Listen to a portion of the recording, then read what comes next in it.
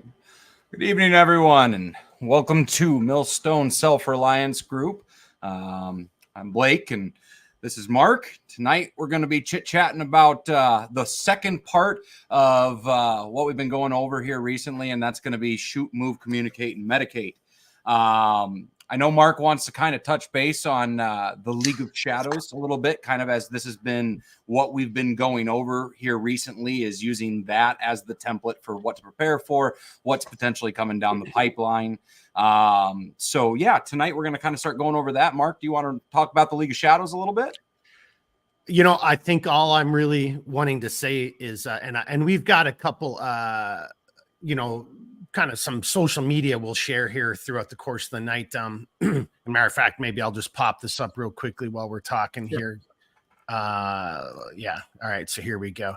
Hey, if you guys don't follow or read Zero Hedge, it's a great source of news. Maybe come back over to us. It's a great source of news. It's economic news and it's international news. But there's some great writers. There's some great articles over there. This is one right here. Time to rebel. We are now entering the total censorship stage of global tyranny. So when we're talking, this is a great article. It's a little bit long, but hey, it's not 30 seconds. All right. Take the damn time and read stuff, because you should be reading and exercising your brain. But it's worth the read. And then for me, what we're trying to get at is just look around you. I still think I'm being very kind by saying that we've got until the end of the month. I mean, look, they're arresting everybody. Censorship it's been happening for years. They're really making the push. Tomorrow night is going to be the debate between Kamala Harris and Trump. There's just no way they can afford to let nationalism and freedom win. That's my humble opinion. Blake, I don't know if you want to get into it, but I guess all I'm trying to say is they're threatening Elon Musk. There's all that shit going on with Tim Pool and Benny and all, and all this crap going on. The FBI and CISA saying, everything's safe, but now it's suddenly, but maybe the election machines are the whole Russia gate bullshit's happening again. So in a weird way, I feel vindicated because they're already doing this, right? So now maybe this isn't that final chapter, but if we're going down this road, do you think that they just decided to not press charges against Trump or hold off on that until after the election? Or is there some nefarious reason behind that? That's all I'm trying to say. You got less than 60 days now, I think it is, to start getting your preps in and getting ready, because it's only going to get worse. Well, that was it, Blake. That's my thing. Yeah, and I got to kind of add a little to that. Let's set aside the individual events that have taken place, which there's been a lot of, and we could talk ad nauseum about them. But if we look at the tapestry that it's kind of starting to weave, it doesn't bode well for the average citizen of really any country in the world, and specifically since a large amount of our audience is going to be United States, and, we're both located here.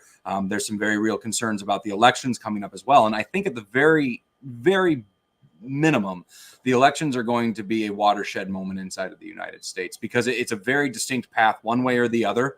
And realistically, I think we've reached a point in the political spectrum where regardless of what event takes place during that election, there will probably be violence in the street after that fact. So if we can just forecast into those next 60 days, what are we going to be meeting soon?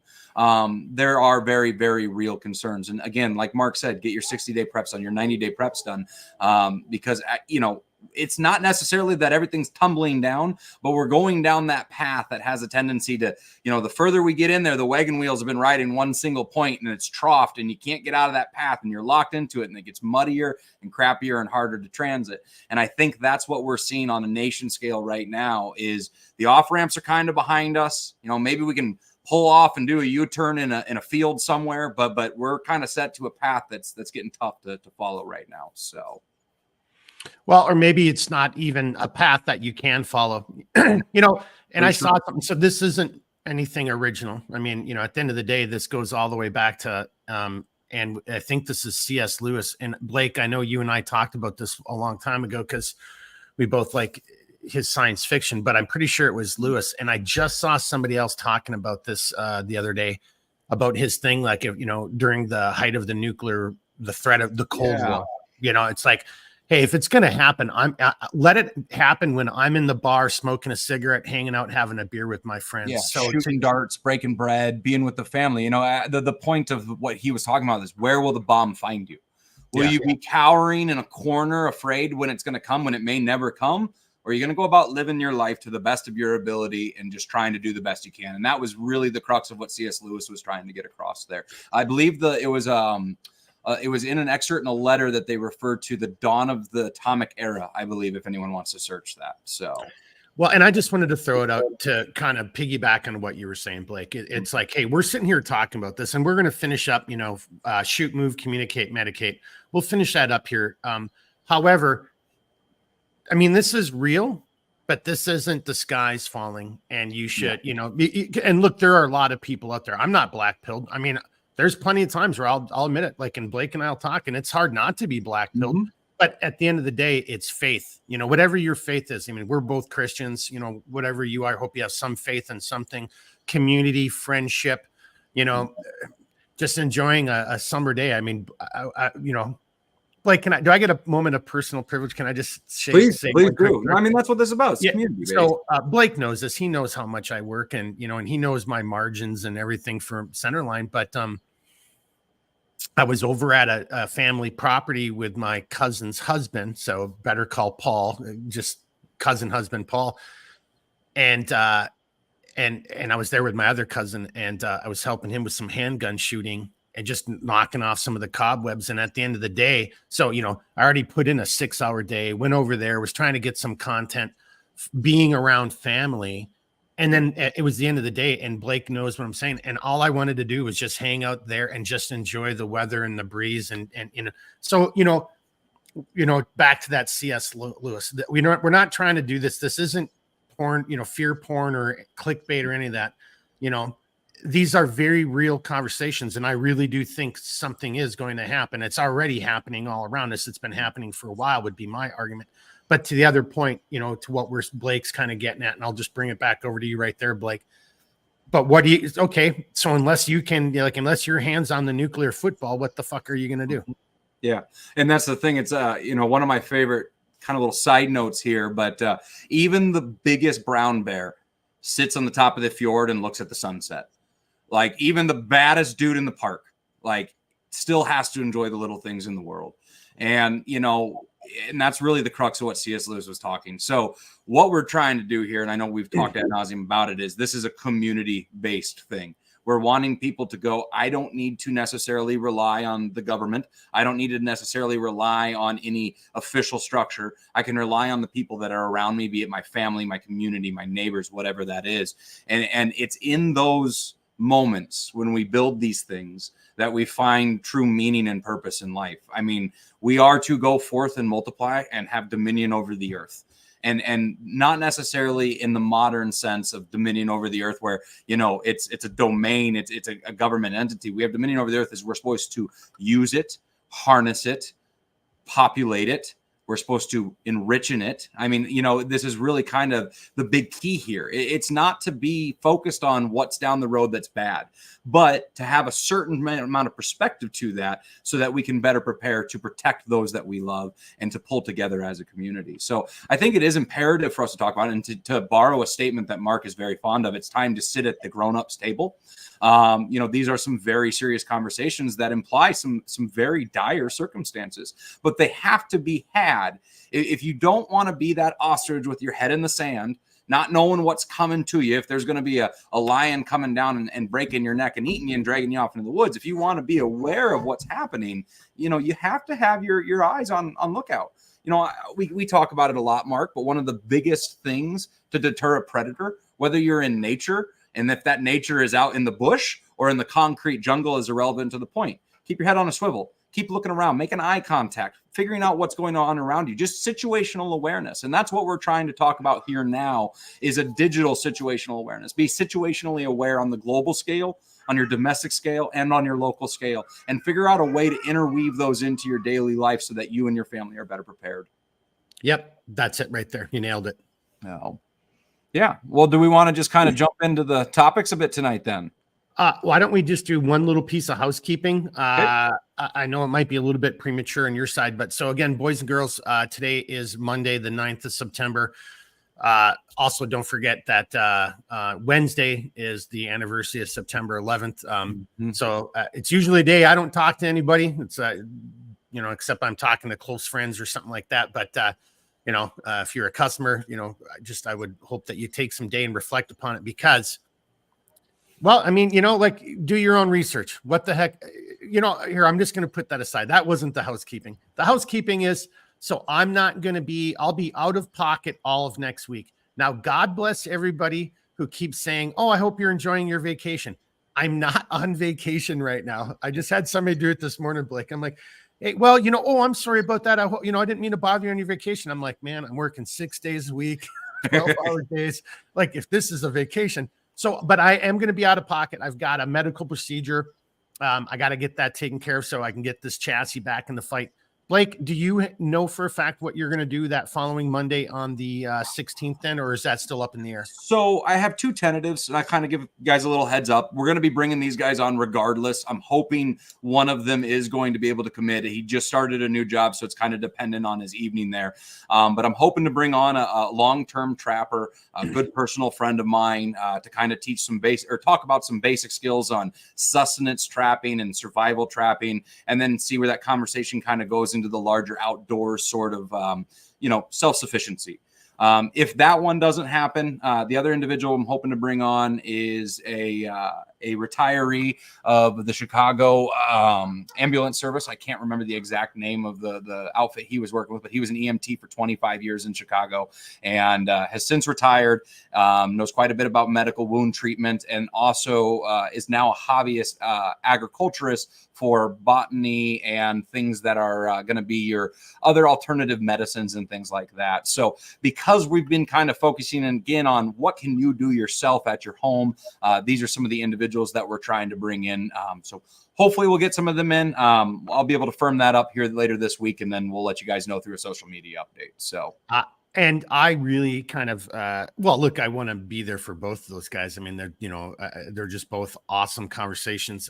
But Blake and I were talking about this. We'll just, we'll let the guests go in some direction. But, some of the things that we want to do just on the medical, look, it's the same thing with shooting. It's the same thing with knots, like hand to hand or personal defense. How you look at it, there's like, you can't learn everything. So, I'm a big believer in master a handful of things, like a good 3 to 5 or 5 to 12, depending on what the task is. And, you don't have to be an expert at all those, but be really proficient in all those things. Cause then you're proficient, you're very dangerous across a wide spectrum of categories. So I kind of really wish I was there for the medical, because there's so much medical, and it's even hard to say, here's the top 5 things you should learn in the medical.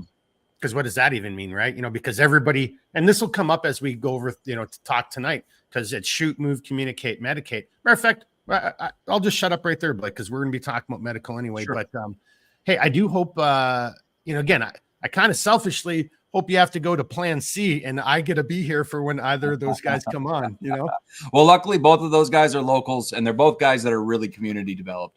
These are guys that want to partake in some of the stuff they're doing. So my guess is we'll be seeing them around. So, okay. Well, then my last comment, and then, I don't know if you want to I'll turn over to you and you want to start on the shoot, or I'll just keep flowing with it. But so again, we're just going to follow up on where we were last week. We're not giving you any specific do this or this is the best thing. And the reason is, and I don't know, somebody kind of said, Blake, like, oh, you guys don't need to keep beating that to death. And I'm like, no, we do, because there's so many people out there that say, if you don't do it this way, you're wrong, or this is the only thing, or I hate to say it, those are idiots. I mean, look, we cannot tell you what to do. We don't know you. We're not there. The environmental, the physical, there's so many considerations. Anyone who's saying it's this way or the highway. So we can't do that, but we're going to try to capture some of the big takeaways to help you with, again, if there's 3 or 5 things you can put in your hip pocket or your brain housing group, that's what we're kind of doing here tonight. Is that a fair way of saying it, Blake? I think so. Because, I mean, that's the thing. Everybody's individuals. I mean, and that's kind of why it's so important for us to cover these broad things, because what works for me may not work for you. And I think to the point you were talking about, too, of mastering 4 or 5 things in any one given trade and having that in your hip pocket's important. But we also have to realize the fallacy and the lack of capability in each of our individual minds. We cannot hold all that information in there, which is why it's so important to have a community that can flesh out the skills you don't possess. So, hey, do you remember what that psychological is called? It's like the Hibson Doss or the Dawson Bose. There's a name for what you just said. If somebody can remember it, it's very important, because you should recognize that in all facets. And unfortunately, we're in a society right now where there's so many people who think, oh, I've watched it on YouTube. You know, I'm not going to get into some of that. Or I was in the military, or I'm a cop. And suddenly, you know, it's that where they think they know more than they really do, and their brain has a hard time accepting the fact that they don't. And as a result, it really creates, that's where we usually get a lot of mistakes and a lot of, like, you know, issues that could have been avoided aren't avoided, because, oh, and there's a name for it. It's going to come to me. If I scream it out in my middle of my night, my sleep tonight, it'll be, if anybody remembers what that's called, but it's a real thing. And it's 2 words. It's like, you know, something Dobbs or Higson Bose or something like that. I can't remember the name, but I do remember what you're talking about. And basically, it's a chart that states when you're just starting to learn something, and you know, you can admit that you don't know anything about it, and then you get down into that area where, hey, I know a little bit, and then you think you're this master of it, and then it goes back up to the point of realizing that you don't know crap when you master the service. So Big Viz came in. Thank you very much. Yeah, Big Viz came in. I was just going to say, it's not the Touareg, you know, like, don't think like AI.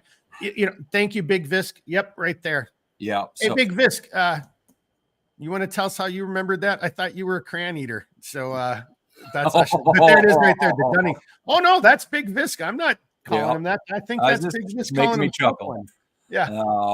Dunning Kruger. So right there, just like with everything, and sorry for this, we got sidebarred, but for all the stuff that we're talking about, don't let the Dunning Kruger effect take hold. We're not here to tell you it's got to be a Glock, or it's got to be this, or it's got to be an AR and AK.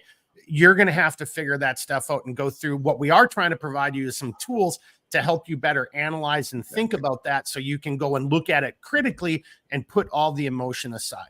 Well, and the other point too is, you know, as far as tools go, you may not be able to use your preferred tool. So know how to use all the other tools that are available to you to the best of your ability. You know, if you're that guy, since we're about to start talking about shooting, let's say you're that guy that, you know, I'll throw myself under the bus. All right. I am an H&K fanboy. I friggin' love their pistols. I really like their stuff. But if I was only ever to use that platform, all right, I'm not going to be proficient in something else that's available to me. And honestly, I don't know about you guys, but it's not H&Ks that everybody carries. It's Glocks. You know, there's quite of other things out there that you need to be able to be proficient in. And honestly, too, most of your shooting in the situations we're talking about, it's not cool guy stuff. It's, I'm going and shooting a squirrel, you know, or I just shot a rabbit, or I've got a porcupine on property that's causing an issue, or there's something that's a very real everyday sort of situation that can require a firearm or some kind of a projectile instrument that isn't necessarily going to be the best tool, isn't a 9mm or a 45 Glock. You know, sometimes that other tool needs to be there. So anyway. Well, I mean, that's fine. Why don't we just roll with it? You already started. Yeah. So, you know, again, whatever the snare is, and now we're kind of talking, we're using the League of Shadows as the potential scenario. So in that case, there is a probability that you might have evil actors, state actors that are willing to violate your constitutional rights. And then so maybe a handgun does become a more prevalent, or, you know, again, if you, whether you use Carver or put it into that matrix that we've kind of showed you in the past and rate it. But however it is, if that scales up a little bit higher, well, then you have to have the proper training. And, you know, so again, I was able to take an afternoon off and do a little bit of shooting, got my iron sights zeroed in. And, you know, the question was made of like, hey, but, you know, according to the media and everything we see, you can just pick this up and you're hitting bullseyes every day, right? Right, Blake? Isn't that how this all works? Yeah, man, I don't know about you, but I wake up in the morning and I put 20 rounds downrange every single day to be able to keep those skills. No, that's not how the world is unless you're going to train that stuff constantly. But that was another good smart ass joke. But I was just simply saying, I thought I could just grab this and magically I'm shooting bullseyes at 100 yards, right? Isn't that how these platforms work? Dude, seriously. And that's how most people think. You know, in my line of work, I don't know how many customers I get in on a yearly basis that are just getting a clean and oil done on the deer rifle that they've used for the last 15 years. And while I'm in there, I ask them, I go, you know, when's the last time you sighted it in? And they look at you like you got 7 heads, you know, sight in. Well, when I put the scope on, you don't go and make sure your zeros are good before you go and try to take an animal. You know, and Mark, this actually reminds me of a little story you said to me last, you know, when I saw you just a couple of days ago. I don't know if you want to tell people that story real quick, but this is why you don't rush things. This is why you don't sight your rifle in, because you could maim an animal.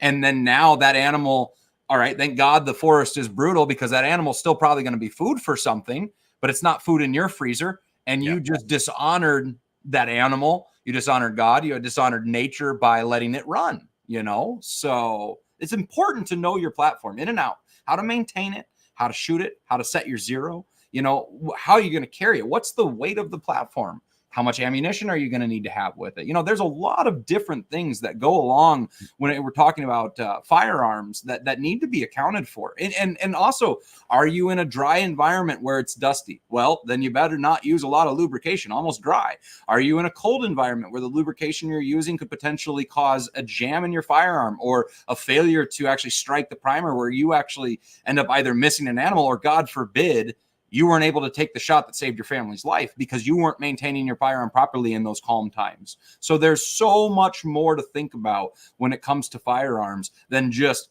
I can just shoot bullseyes all day long and I'm John Wayne. You know, you got to get that mentality out of your mind. Just get it gone. Like, humility is the core of everything we're talking about. Realizing that we are not ultimately capable in every single thing without constant training and upkeep of those skills. So... And there's nothing wrong with that. And that's what, again, get that Dunning-Kruger crap out of your head and get the, I'm John Wayne and I've done this before. I grew up on a farm, you know, whatever. I was in the military once. So Blake, it's actually kind of funny. So I had my military buddy, but big into archery like I am. And he was a guest over on Centerline not too long ago. And we talked about hunting, and somebody left us a really rude comment like, you fucking idiots think it's just like everybody goes out there and it's a free for all. Yeah, actually, that is what happens in some places. Especially in the national and state forests. Like, I won't go into a state or national forest during hunting season. You can go screw yourself, because I have a huge cross section. I know these people, they're my clients. Like, well, no, but all I'm just trying to say is, you know, it's not about a client. It's not about this. It's just like, no, people, it's just like, what I don't get is, like, you do realize that hunters are human beings, right? Like, and there's good humans, there's bad humans. It's the same thing. Oh, you know, like, well, you got to trust cops, or you got to trust all women, whatever the thing is you're saying. Like, you do know that women lie just like men lie, and cops are humans just like, you know, and some of them are good and some of them are bad. So, like, get rid of those blanket effing statements, because that's, you know, okay, maybe I unfortunately have, you know, one too many experiences that are negative with gun hunters, but maybe the other person who's watching or listening, because it's a different environment where they live or where they hunt, and everybody's more educated and more advanced and more and takes the responsibility for their actions, you know? So, I mean, again, we're talking shoot here. What is it that you want to use it for?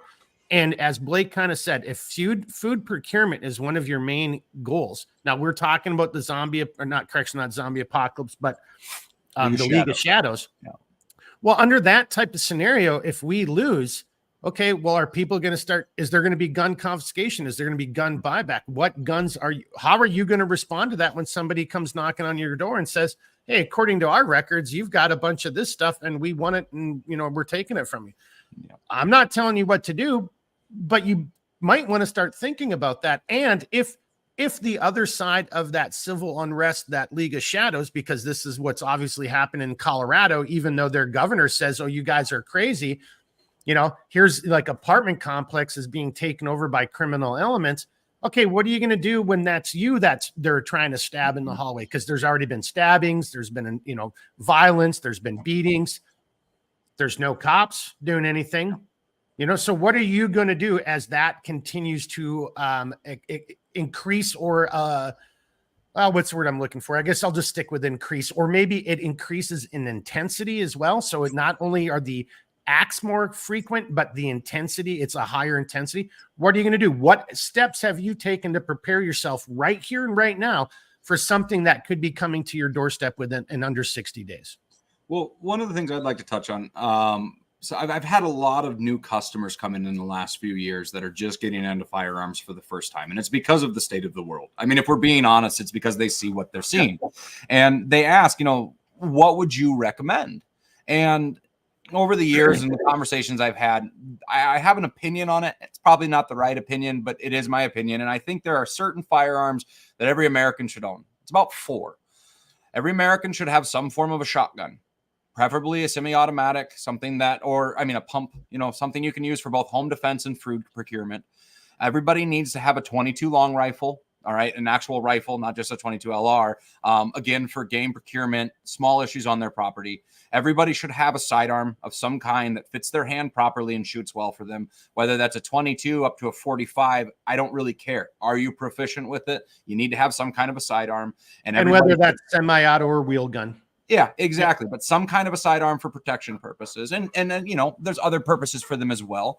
And then the final one, I think everybody should have a bolt gun. And that's bolt gun should probably be chambered in .308 because of the omnipresence of the ammunition. It allows us to take most everything in North America, and it can be used in extreme circumstances at decent range for other purposes, as let's say one of my gunsmithing instructors once referred to so candidly as 2-legged varmints.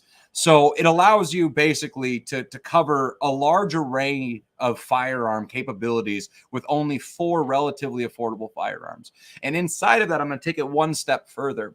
I'm going to tell most people, try to stick with 22 long rifle, 9 mils, 380s, 40s, 45, maybe 10 mil, 308s, and 12 gauges. And the reason why is because every gun shop in North America has probably got it on the shelves. Every armory in North America has probably got a decent amount of most of what I listed there. So it's not an obscure cartridge. Now you can add in some other hunting. No, just before, don't even go into the obscure, right? Because we don't have to try to, justify 7.62 at 30. Forgetting that.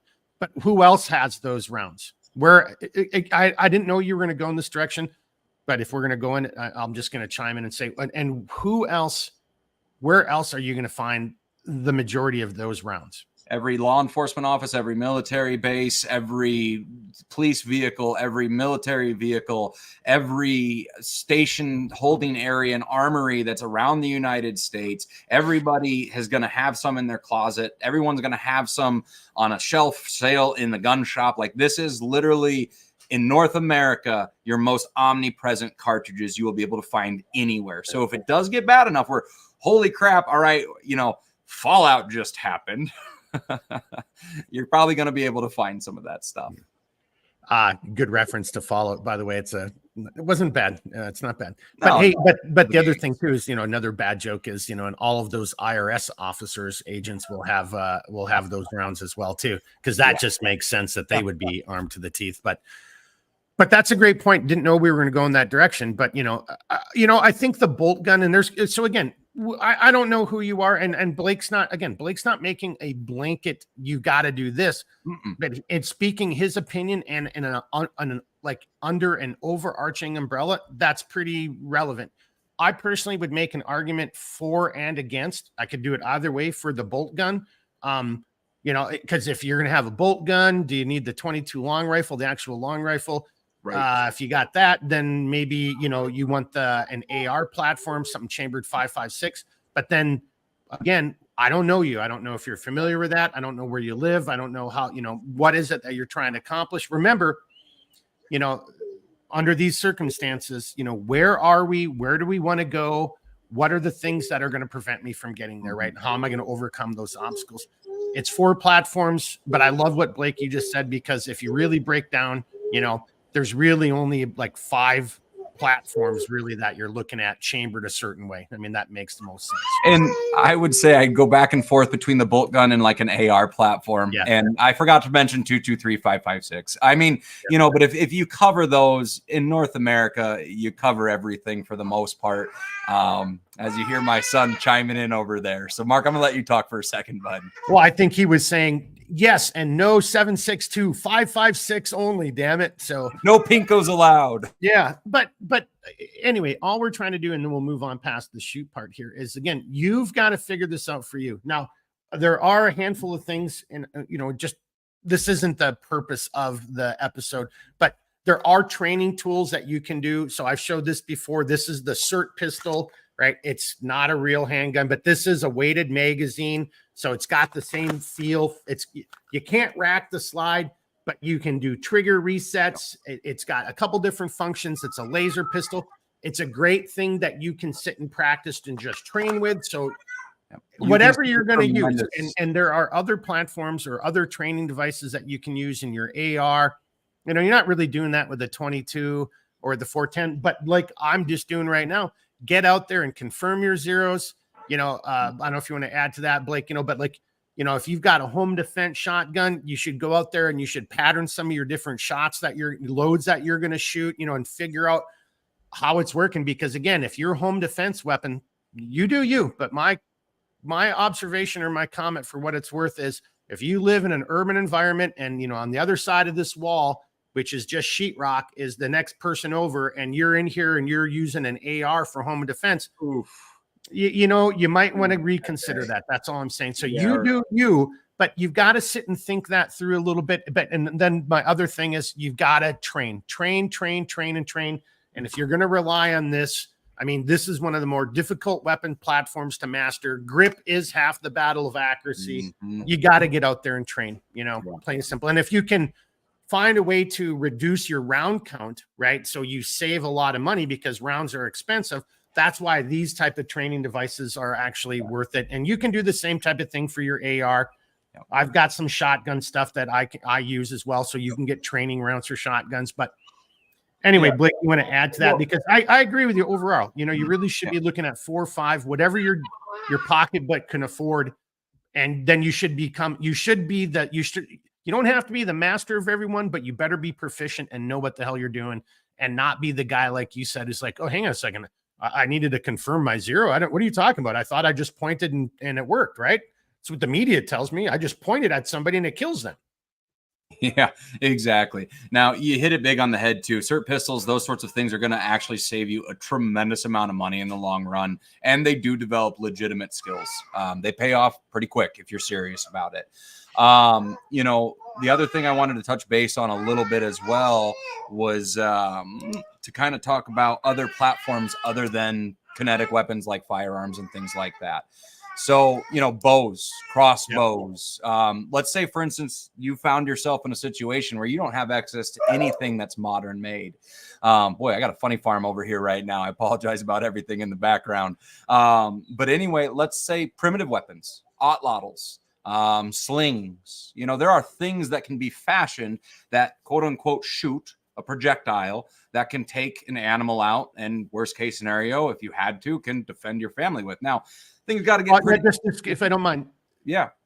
That's good conversation for the long term, and it's a good thing to learn. But we're really right now talking about you've got maybe 60 days. Yeah, so I don't think you're fashioning an atlatl and getting good with it. So let's stay in the 60 days. But there are other things. Bows, crossbows, very viable, very capable. And I'm glad you went down this road, and I'm glad Gene just threw it in there too, because here's another one. Just the wrist rockets. Dude, if you're talking small game, rabbits and squirrels, and from Gene's perspective is a really good point, because you may be in a country where you don't have access to firearms or things like we're talking about. So what are some alternatives that really can provide you a sense of defense and survival? In a slingshot wrist rocket, that fantastic things. Air rifles. Lewis and Clark had an air rifle that would take an elk down. I mean, you can own these things pretty much anywhere in the world. There are other options out there for food procurement that are available to you in pretty much any Western nation that aren't legislated. So that's just to kind of get people's minds and other things. What are other things that are available to you? You know, one of my favorite. Well, and just hang on, don't go too far off topic. Because if you remember all the way back to the first 72 hours when we first started teaching the class, these are tools. And what Blake is driving home is like, if you're looking at this as a tool for food procurement, this isn't a very good tool for food procurement. That air rifle that Blake just mentioned, or the slingshot, I mean, you could use any rock. Now that any rock isn't going to fly very straight.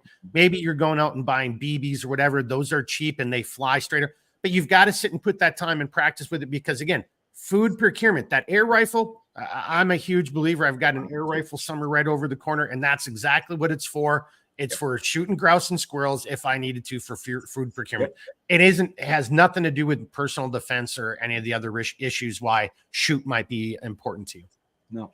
So then I'll just say one last little thing just to kind of, again, think about alternative things out there that you can pick up in a pinch. Let's say you're in a foreign country, you're in a bad situation, go into the hardware store, pick up some Hornet spray. You got 20 foot of range. It's going to buy you some time. And that's the thing, is start thinking about how you can make something fulfill a purpose it was never meant to, you know? So if you have to think down and dirty, what is your environment? You know, because that's God's greatest gift to us are these little mitts right here and what lies between our two ears. So how can we take something for its unintended purpose and use it for our immediate need? And again, food procurement or defense, right? That's what we're really talking about here. And I don't know if you follow him over on Instagram. I'm not going to say, I don't have his permission and I don't want to get him in trouble because I'm about to, he made a homemade club just out of stuff you can get at your hardware store. So to Blake's point, that's all I'm really getting at. There are so many options out there, and this thing would be like medieval level devastating, like crushing armor. Like a Morningstar kind of thing, I'm guessing, right? Yeah. But not anything sharp, just like it would look like just a walking stick. Yeah. But so there's lots of options that you can do out there, you know, that are not as scary, maybe a little bit easier to learn how to manipulate. You know, again, handguns are very difficult. Learning how to swing a club. Well, if you've ever played baseball, you kind of already know how to swing a club, right? Hey, listen, that's ingrained in every human on earth is how to smash monkey on head. Yeah. So, smash.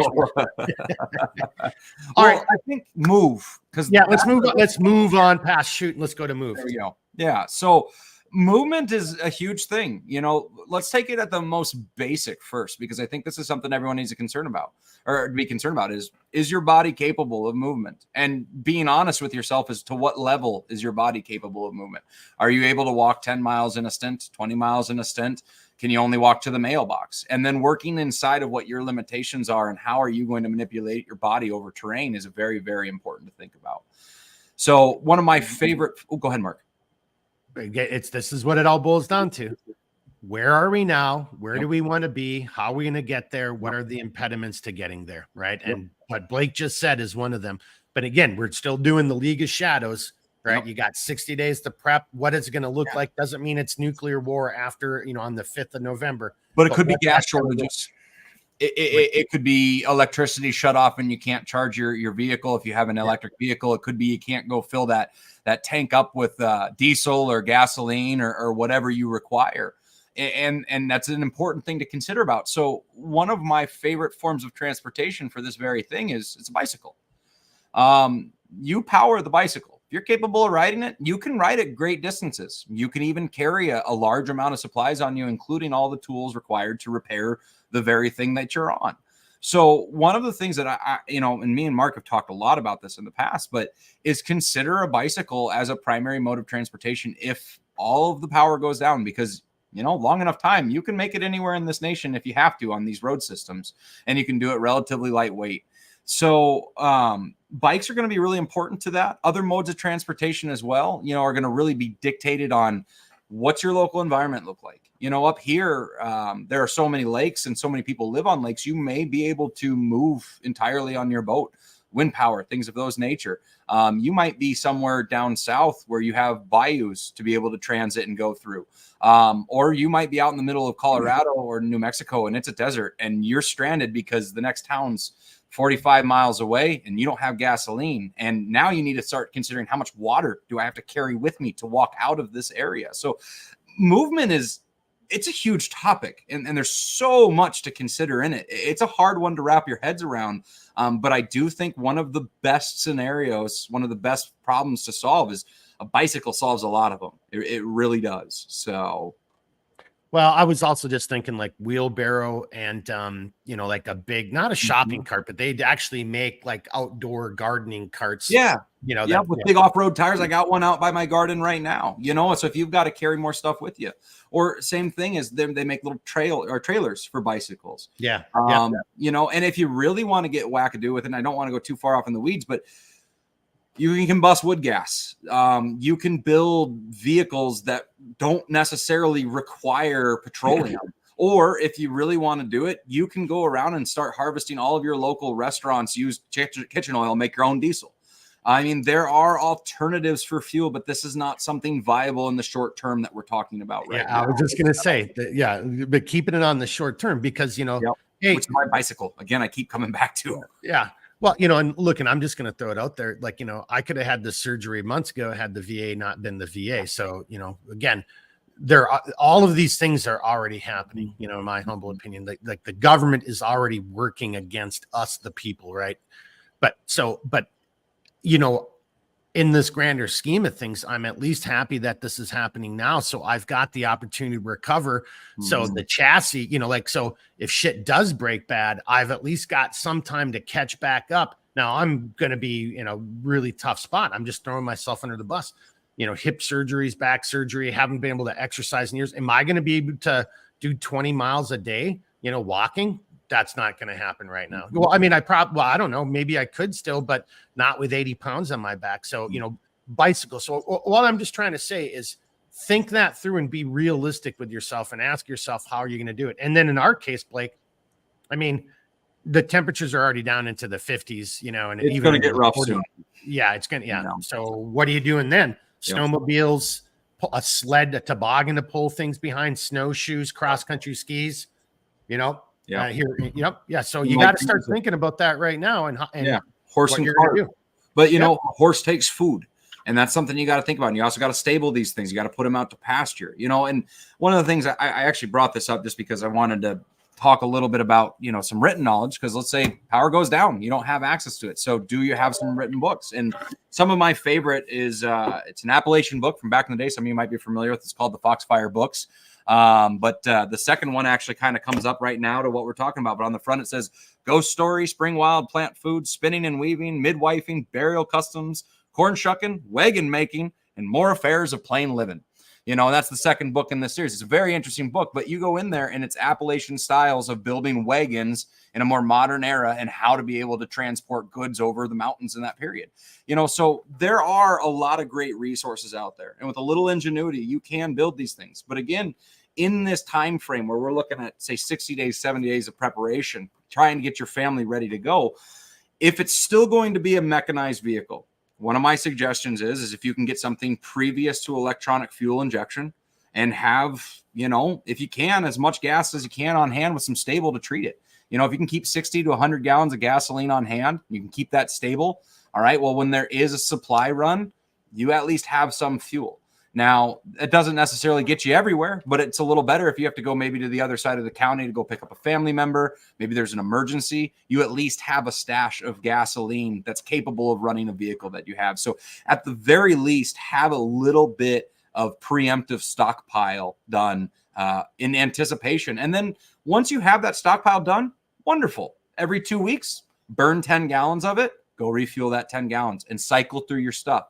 It's the same kind of thing. And I do want to touch real quick on shoot because I didn't touch on this there. Cycle the ammunition that you have. If you have a magazine that you carry with you, don't carry that year in and year out because you don't necessarily know 100% what's happened to that ammunition. So cycle that ammunition, make sure it works well and reload it. Same thing with your fuel.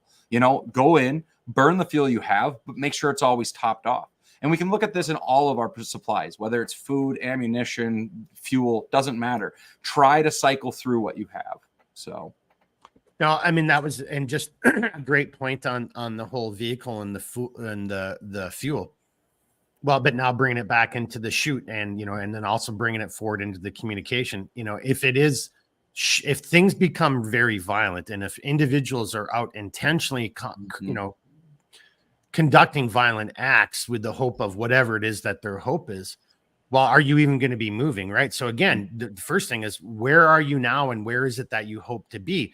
Exactly. And you've got a limited amount of time. And if you think like, hey, I need to be out at Blake's house, if this really goes bad, I need to be out there. I've got to, okay, well then you should be having those conversations and figuring that stuff out now. Today.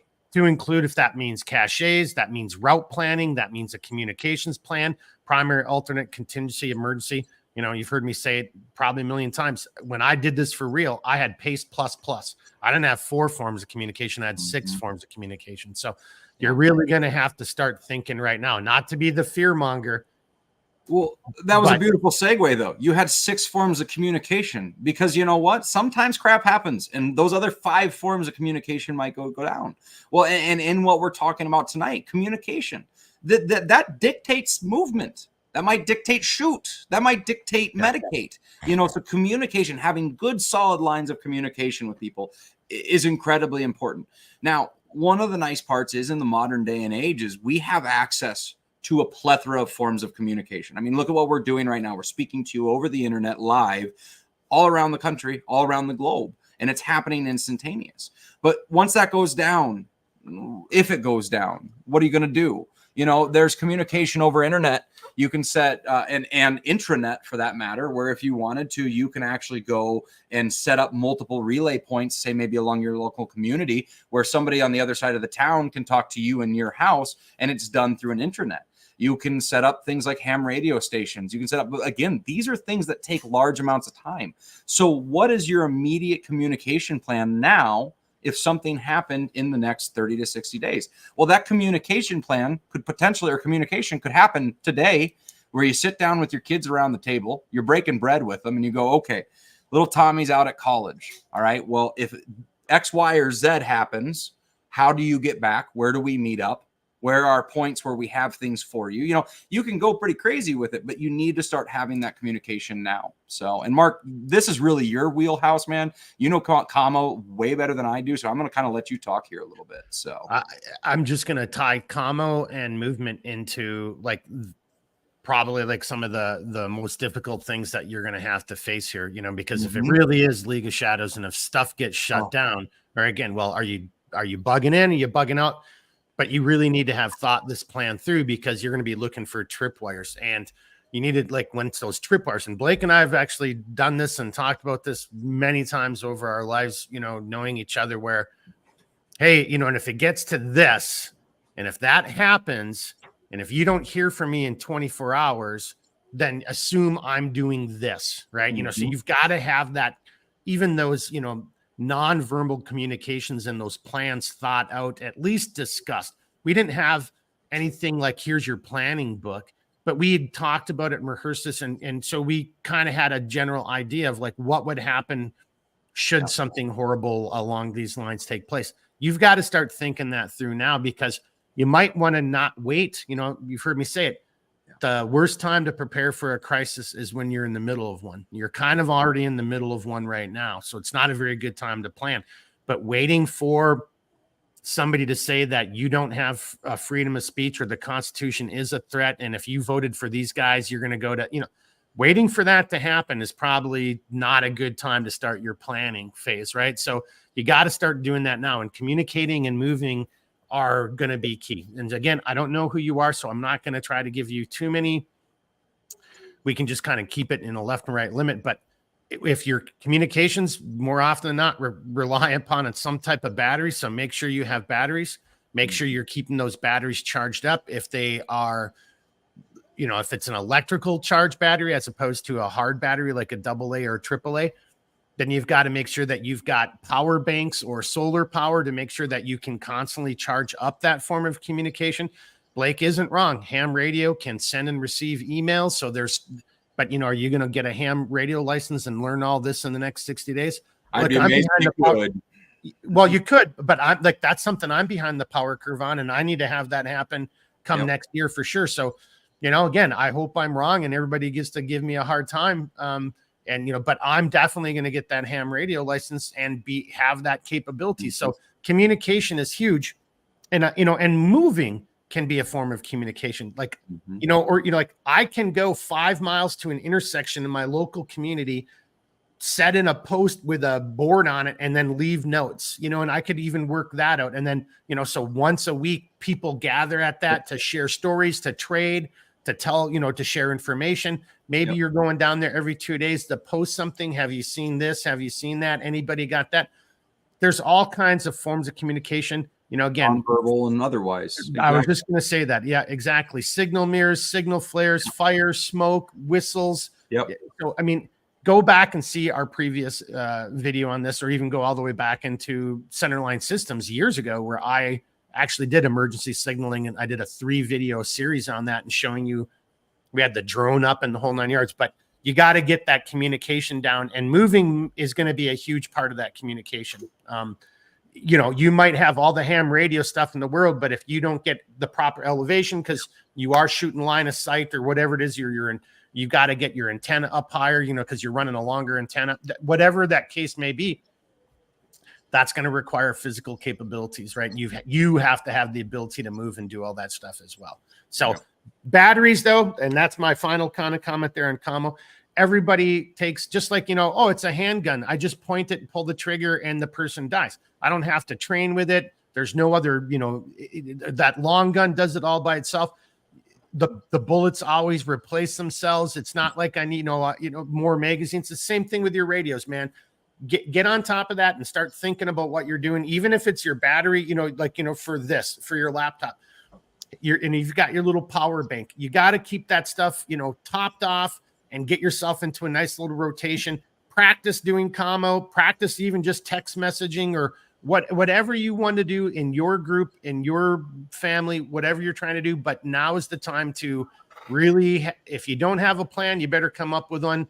And because some plan's better than nothing. Hey, and even if the plan, and just, I've seen this happen too many times. The plan was we were going to all go this way. We're all heading down this hallway, and then we're going to break left. Well, the PL or the first person breaks right. Well, guess what? You don't just stop right there in the middle and like, oh, what do you do? No, you got to go and support that, right? So with that planning and that experience becomes confidence, right? You start building up your confidence, right? Your knowledge base grows, and that's going to give you the ability to overcome whatever tweak that Mother Nature or the world or the universe throws at you when shit starts breaking bad. Yep. That was my commo right there, Blake. And I think I think we should almost leave commo with that, because really that's one of those things that you just got to dig into. And it's one of those things you have to develop those skills yourself. I'll be the first to admit I don't have those skills. Thank God I have some people around me that do, though. So, and I know there's some people who are thinking that this is going to still be around, and it probably will. I hope it is for a while, but like, do you have a Faraday bag? Is this going to start being, look, if they're going to start censoring Elon Musk, you don't think they're going to start censoring, people like me and you next? Yeah. Well, and they already are in a lot of them. I'm saying. Yeah. So just starting to think about different ways of communication, the different platforms that are out there, the different physical things that you can do, but at the very least too, get yourself some walkie-talkies for your family. Like at the very least, something for short range communication. So, and at the very least, and then I'm glad you just said it, because I would have overlooked this. And at the very least, have some type of commo plan with your internal family. And by this, I mean, I'm not something where, your wife's at work or you're at work, where it's a phone call and it's a question, and it's something that isn't alarming. It doesn't get everybody spun up, but it's what you get going and triggers get the bags, get this, start thinking about that. Hey, tonight we might do this, or, look, I was in New York for 9/11, somewhere stupid right around. The girl I was dating, I knew it was a terrorist event the moment it happened. And I called her up, and all the cell phones and everything collapsed. That whole network started collapsing very quickly. I got on the phone with her right away and said, just leave your office. Don't take the subway. Don't take a cab. Just walk your ass back home right now and just start moving. Right. I could have done that probably a little bit, not as freaky deaky scary. Right. And maybe, and that's what I'm trying to get at. Have some way to communicate. So, the kids don't hear it, or you're not freaking, like, you see what I'm getting at. Have some way to communicate. And even if you were like out in public, like, hey, I don't really like, are we going to have potatoes again tonight? That just was mean so much more. What's that? It can mean so much more. Yep. Whatever you want it to be, have that word. I mean, spend a little time and come up with a shorthand, or a lexicon that your family can commit to memory where, if they hear this statement, okay, something's bad, or they need to readdress something. Like, these are things in the communication sense where we all can do it without a ham radio operator's license, or without an extensive amount of time on encrypted radio channels and things like that. Like, these are the things that we can do in the next 60 days, is come up with that shorthand, come up with that communication scheme for your family. So let's say, you are talking over your cell phone and something big did just happen, and maybe you don't want your conversation compromised. Well, if Ziggy had the yellow banana, well, I don't think those words are ever put together. So maybe that means something really, really specific, and your family can know what that is. Yeah. So, well, and then there's so many other things too, go get handheld radios. I mean, if that's what you are thinking of doing, or, or just ride the lightning and see what's going to happen. But at a minimum,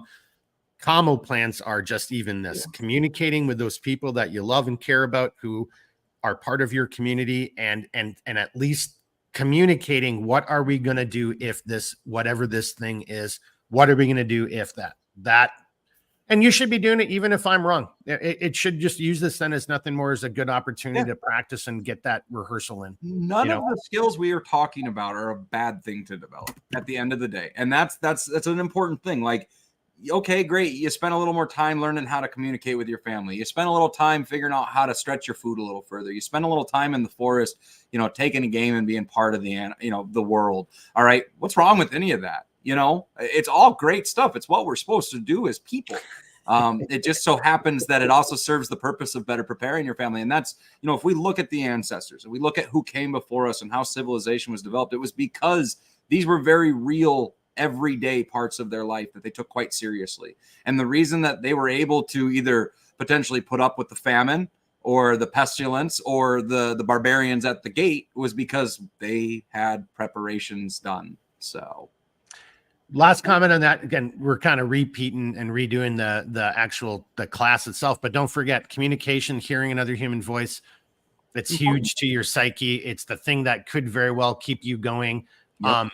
And so under what the scenario that we're talking about, so don't forget, I know it's not communications in the sense that you're thinking a commo plan, but board games, cards, something where if you did not have all of this, your kids who are so addicted to all this, there's still some other way to communicate and have that human interaction. That's my final comment on commo. You might actually find that the relationship's better once that thing gets turned off. Hell, why not start doing some rehearsals? 30 minutes a night, 1 day a week, whatever. Just get rid of all of it and turn it the hell off and just get back out in the woods and do family stuff. Amen. Crazy. So now, all right, Medicate. Yep. Last one, at least for this evening. And this one's really, again, it's like, sound like a broken record. It's going to be super, super individual. Does that family member have enough medicine on hand? If they don't, and you can't get it, can you source an alternative that at least is better than nothing? And if I can pause you right there, that's for feminine hygiene. That's for defecation. So just don't think like, I'm a sucking chest wound. Everything when we're talking Medicate. Yep. Yeah. No. And that's, I'm glad you brought that up right away. Cause sanitation, that's medication. Like, what was the single greatest civilizational advancement during the Middle Ages would have been antiseptic. All right. And before that, it was the sewer systems. How do we move the waste away? How do we keep ourselves clean? How do we not allow an unhealthy layer of detritus to build up on our body? These are all things that have to be considered. And this is actually, they say, actually, that's a side note. I won't even get into that. I was going to go with some historical Anglo-Saxon stuff. We don't need to go down the pathway there, but keeping healthy in every facet of your life is very, very important. Whether it's from your nourishment to your actual hygiene itself. But let's say somebody in your party or in your family has a medical requirement and they have to be on daily meds, whether it's a blood thinner, maybe it's an anti-seizure medicine, maybe it's a pain medicine or something like that. Can you source alternatives? Because if the pharmaceutical companies, aren't allowing or aren't producing, like we have seen shortages of medicine over the last 4 years, what if that actually becomes a very serious issue and now your loved one doesn't have that life-saving medicine?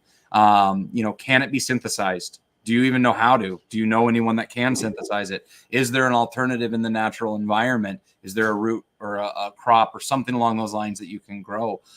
Trying to know what the requirements of your family are is going to be really, really important to the Medicate side. The other thing is too is stockpile. Before you go too far off and onto the stockpile, and I was hoping you would, but this is something. I hope I'm wrong. I hope I'm absolutely wrong. But this is something that you can do right now, right? And it's not a big deal if you do it, right? It isn't going to, you know, hopefully this isn't going to be something that breaks the bank or like, again, these are things you could be talking about and thinking about as a family, as a community in the right here, right now. And if you can put some of this together and implement it, you'd be better off anyway, because maybe it's hurricane season. Maybe it's, you know, it's winter coming up. Dude, you got crazy stuff going on your side. I got a woodpecker over on the south wall. I don't know if you can hear it. Just freaked me the F out. Like somebody's out there knocking on the. But anyway, but okay, but Blake, I just didn't want you to get too far away from that, because that is something you can do right now. And hopefully I'm wrong. But if I'm right, it's a small thing. It's a small matter you can take under, start gaining some responsibility and some control over, which is going to do good for your morale, your confidence. And if nothing else, you'll just be better prepared, because winter's right around the corner, and who knows what they're going to throw at you during that period of time anyway. Yeah, exactly. You know, and that's why I think if you can afford it, some basic stockpiles, you know, go out, buy your basic first aid kit, but look through it, see what's in it, see how to use it. Then to that perspective, after that, go out, buy some more gauze. You know, one of my favorite things, I use it all the time for general wound treatment in my house, because I got 3 dogs, one of which is crazy and hurts himself all the time. So I've kind of become a bit of a vet tech with him. And one of my favorite things is there's aerosolized, pressurized, I should say, saline spray for wound washing. You know, it's not too expensive. It's about $6 a jar, but you can flush a wound with it, a pretty severe wound with it, get it clean, and then get some sutures in that thing and stabilize it. You know, before you go any further on that, just another thing, again, something you can teach yourself right here in the right now. If you think whatever comes down the pike, you might end up having to do your own sutures, right? You know, which I think every man and woman, every father, every mother, father, husband, wife should know how to do anyway. Every adult should know how to do it. It's a suture, man. Like we used to know all this stuff not too terribly long ago. Yep. Why are we so reliant on somebody else? And like, you know, but that's another thing. You can get suture kits, even little training kits. I was just going to bring this very cheap, and it's another thing. But I do want to just come back real quickly. You know, you were talking about the natural and homeopathic opportunities. That's something that's free. You can look that up right now. Or if you can, stockpile. Like, so one of my biggest complaints about the VA is they don't let you get your meds in any good quantity, which is bullshit. But there is a company out there, and I'm not promoting them. I don't get paid from them. I think it's called Jace. I think there's actually more than one now, but I know this company, Juliet Alpha Sierra Echo, and they're real doctors. You can get subscriptions for, you know, and you can get a lot of different meds that would be good for, again, combating infections. And, but there you go. Like, you know yourself more than anybody. What if you have dentures right now? What if you have a bad tooth? Or if you better know, you know, like, you better look into dental care. There's so, do not take this shit for granted, man. No, man. Teeth things are terrible. Like, and you know, if you got to, can you extract a tooth? Do you have the stuff on property to extract a tooth? Because trust me, sometimes it's better out than in, you know, and you might not be able to get to a dentist depending on what the circumstances are. Some of the other stuff, I think I told this story once on the Mission Critical podcast back in the day, and Imodium, chemical corks.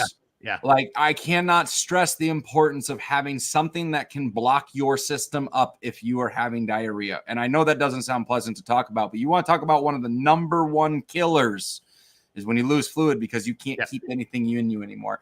And one of my favorite stories is back in World War II, there was a paratrooper that was blown off course and landed somewhere well away from his men in France. And he was able to trade a script of Imodium. It was like 25 tablets to a farmer who had a motorcycle with a sidecar, a sleeping bag, some clothing, happened to have a German rifle, I believe it was a Mauser 98 or something along those lines, and gave him a food ration because this poor sod was losing everything out of his rear end, that was worth trading for 25 pills for a little bit of relief. So even if you don't need it, someone else might. And man, oh man, if they're in a pinch, that's your best trading stock you could possibly have. And because he had that Imodium on him, he was able to actually ride and meet up with his battalion and saved his life. So that's a trading stock. Medicine is trading stock. And just because, it says it's expired, don't throw that stuff away. I mean, that's just me. I've still got my 800 milligram ibuprofens from back in the military day. Yeah, I don't care if they're 10 they might years not old. be as strong, but they're still going to work somewhat. They're still going to work. Hey, again, but you do you. But what I liked what you just said there is about Imodium, because, again, you've got the time right now. Check the ego at the door and take inventory, take stock of your personal medical needs, your families or those who are part of your group, their medical needs. Have that conversation with them. Again, and think through the stuff. Like, do you even have any ibuprofen, acetaminophen, right? Or what do you have? Do you have Tylenol? Do you have antidiarrheal? Do you have syrup of Ipecac? Do you have a Sutri? Start thinking about what are the more realistic things that I would maybe find myself having to deal with, right? What about diabetes, right? What about, there's so many of those things, which honestly to me are and if probably more important and more realistic to focus on than learning how to do an Asherman with a sucking chest wound.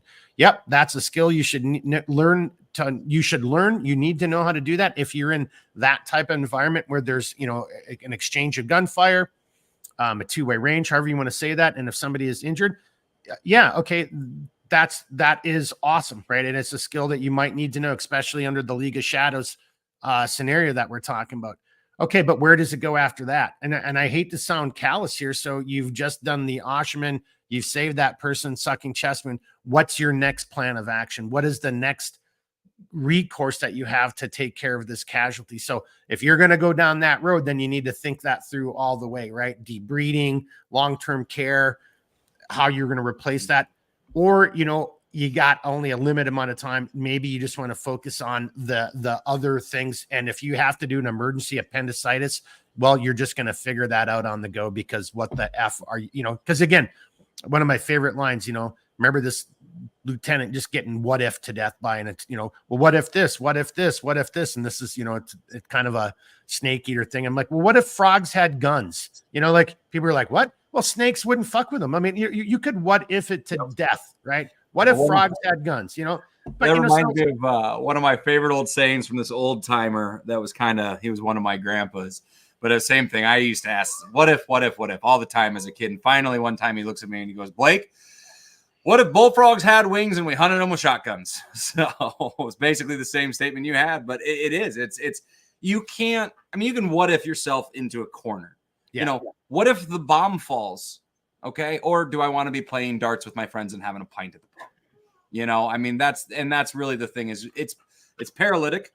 If you let the what ifs get overwhelming and you just get caught into this death spiral of overanalyzing, that's going to be worse for you than actually not doing anything. So there's a fine balance to strike here. Work within your means, what you can realistically do. Maybe it'd be even a good idea of hey, these are the 10 things I would like to try to accomplish in the next month. All right. Make that list and start knocking them off your list over the next month. Be realistic about what you have time for and what you're capable of doing. But always keep it centered back in I'm trying to better myself. I'm trying to better prepare my family and trying to shore up my reserves. And if you do that, eventually one day you're going to look back and you're going to go, oh, I got the emergent things done. Now I can look at expanding my garden. I can look at maybe actually making a still like John Doe said and be able to start producing my own fuel sources. Maybe it gives you more time because you actually were a good steward of your time and you actually now you're a little ahead of the power curve. Well, awesome. We can do better now and we can keep building off of that. So, actually my final comment, unless you want to keep going on some other stuff, but I liked how you just said it, and I think that would be a great look. I think I got so focused on not telling people what to do. If we're going to say, hey, if there's one thing you can do, I like what you just said, Blake. whether you want to use 10 C's, get home, mine, food, fire, water, shelter, shoot, move, communicate, medic, whatever your criteria is. To Blake's point, go through that list and pull out a handful of things right now that you can take care of right here, right now, or over the next 60 days. Whether it's brushing off skills, getting more material so you're better prepared for whatever comes next. Hell, that could even just be going and procuring seeds.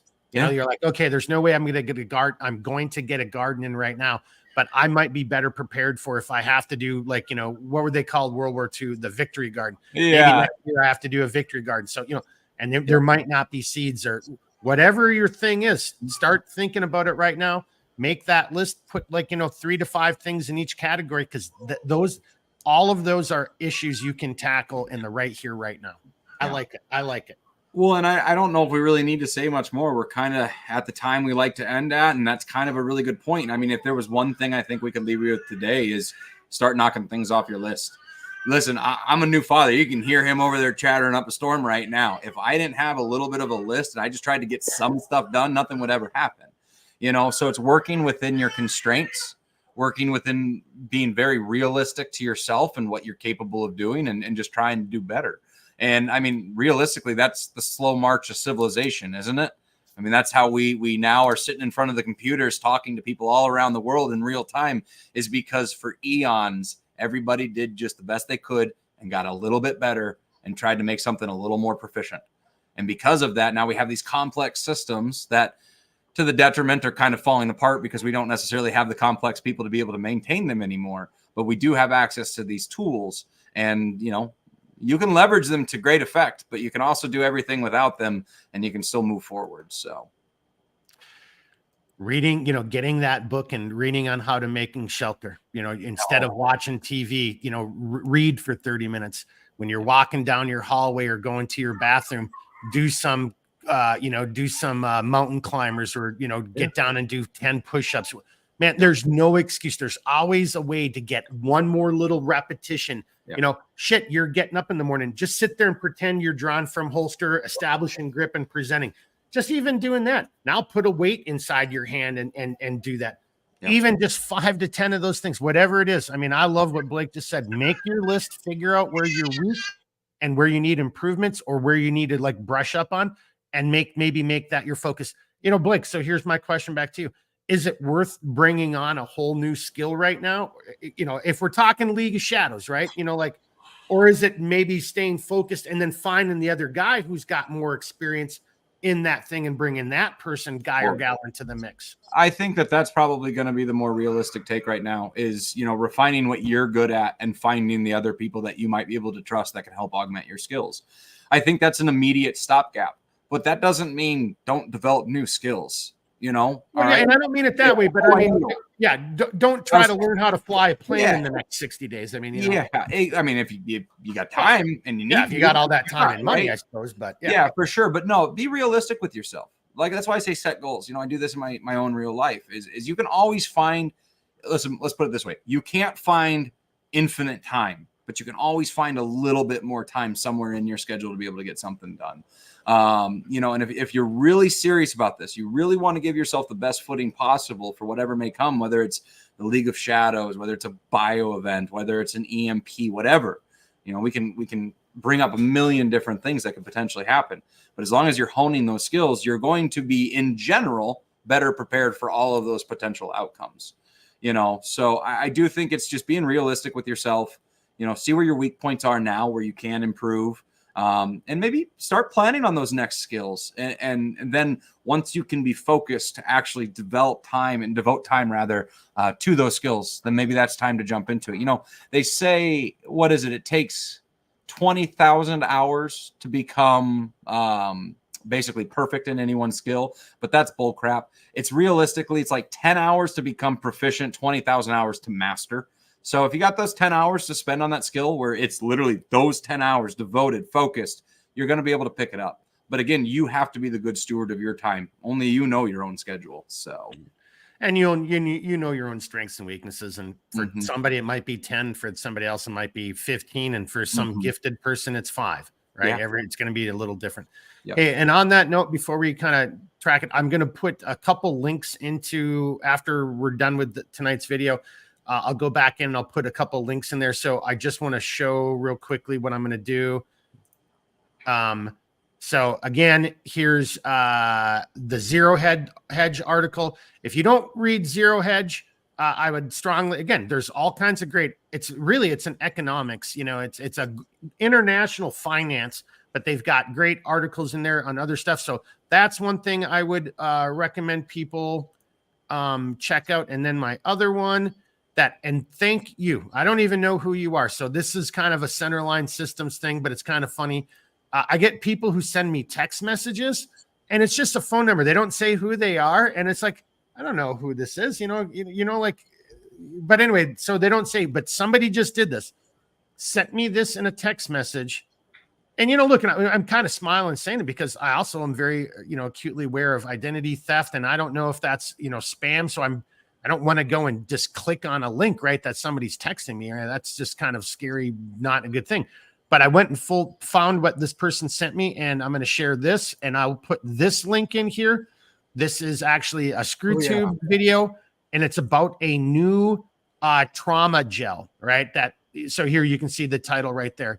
So it's not out there yet, but they're moving forward with it. So, going back to the Medicate stuff, if you're going to look at the ABCs and if you're going to look at bleeding and management, maybe you're not, the tourniquet isn't necessarily the way to go. There's other things out there, quick clot, pressure dressings. And I'll put that link in there because, I don't think that's going to be out on the market in the next 60 days, but that actually could be some pretty cool revolutionary shit right there. But I will just say this, everybody should have some home quick clot because that stuff works wonders too. I can't tell you how many big ass cuts where I didn't feel comfortable with my left hand. And that's actually one right there. I didn't feel comfortable stitching myself with my left hand right there. I mean, I'm pretty good with my left hand, but that was kind of fun. So I just used my left hand, tons of quick clot, immobilized it, like this. And then, like 3 days later, it was good to go. And there's a scar on it. But so quick clot's a good thing. And, and there's other versions out there, but I'll leave that link. That was my last little bit there, Blake. I forgot to mention that earlier. Sure. Yeah, I'm glad you brought that up too, because that's a neat product and it's actually derived from algae, which, I mean, honestly, the future is algae. I know that sounds kind of stupid, but there's an amazing amount of things that can be done. I mean, I've done some research into looking at it for alternative fuel sources, food sources for my chickens, lighting even. I mean, algae is really an incredible thing. So without getting too sidetracked here, but like spirulina, for instance, one of the most common algae out there, if not everything ate it like it does, because it's basically bottom of the food chain. I believe it's in 28 days, it would reproduce enough to make a 1 foot mass around the entire globe. That's deep of algae. So with that in perspective, it's an incredible form of bioenergy, and there's a lot that can be done with it. And it's something I'd like to talk about greater in the future. But, how can you take your local farm, your own personal property, and start producing algae for food sources, for fuel sources? There's a lot that can be done with it. So I'm pretty excited when I saw the quick clot, or the trauma wound stuff, whatever they call it, with the algae. It's pretty amazing because there's a lot that can be done there. So, we talk a lot about old world things, but there's a lot of new world things too that can be incorporated in. And I think just being more versed in what's around, more versed in the world and what all is going on can be very, very advantageous to your survival as well. So, well, I got nothing else. Learn me something, said God bless. Thanks. Thank you. And thanks to everybody, as always. Thanks to everybody who watches it, whether you're with us live or if you're watching it on demand afterwards. We really appreciate it. Mm-hmm. Look, no excuses. Just, you hear it. Blake's got a million things going on. I got a million. Look, we're all busy. Like that's just, the other thing, but we are trying to make the time and we're trying to give you good content. Hopefully you've enjoyed what we've done so far. Blake's got the helm for next week and maybe the week after. I really do hope you get the EMT on there, Blake. Well, I mean, it's great information no matter, which gentleman comes on, but he actually just texted me like 10 minutes ago, said we had a pretty good show and he was wanting to get together tomorrow night. So, well, there you go. All right, buddy, if you're still listening, I saw the text. I'll get a hold of you soon. I think tomorrow afternoon will work for me. So, well, and then, so, everybody, the other thing though, just my final comment, and I'm going to start doing this maybe every podcast that we do. I'm not joking. The censorship is real. All right. I'll put that link up there about, time to rebel, in modern censorship and whatever. You do you. You don't have to share this. You don't have to watch it on one platform. You do what you want to do. But I very seriously mean, even if I'm wrong and it doesn't get any worse than it is right now, it's already really bad. Mm-hmm. And, you're either going to be sitting around saying, well, I was one of the 60% that just went along to get along, or I was one of the 10% that stood up and said, no, this is bullshit. And tried to change, put us back in the proper direction. Yep. And maybe that proper direction. That's why we brought up C.S. Lewis. Maybe you're just the people who we will all be hanging out in, whether it's our real-time pub or our virtual pub, having a beer and a cigar when the bombs, when it finally happens. I don't know, but I'd rather be working my way towards that, but that takes effort. And, so again, whoever it was that just text me with the gel, that's what I'm talking about. It's that shit. We've got to be communicating. We've got to be sharing stuff. Blake, we probably should talk about this. Maybe we want to do a little something on Telegram and have a Millstone thing where people can join it in. It's like it's a Discord. I'm not even fucking around on that. I like that idea. I like a Discord. I mean, again, this goes back to what we're trying to create, and the basis of all of this is community, whether it's digital or in person. If we can help give a platform for you guys to be able to talk about these things, exchange ideas, grow in our own knowledge and education, well, then I think that's a win-win all around. Because really, it's going to take a lot of minds to figure this out. But if we really want to champion the beacon of freedom, liberty, and civilization, take it into the next generation, just like my little turd over there that's squeaking and moaning and crying, we've got to hand off a better world to them. And I think that's something that we need to take very serious. Because I know I don't want him growing up in the Stone Age. I'd like him to go off planet.